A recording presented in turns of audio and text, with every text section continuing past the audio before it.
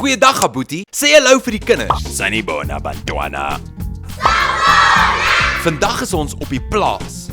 Is julle reg om 'n paar nuwe woorde te leer? Ja! So op hierdie plaas is daar 'n koei, 'n skaap, 'n vark en 'n hoender. Weet julle wat die woord is vir koei in isiZulu?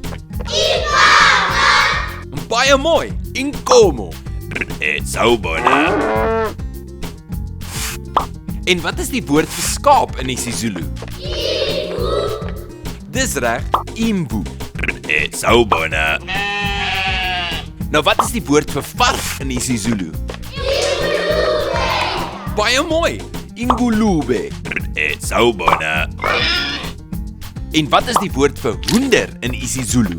Inkuku. Dis reg, inkuku. Sawubona. En nou ken julle die name van die plaasdiere. Totsiens julle. Totsiens Abuti. Sien julle volgende keer.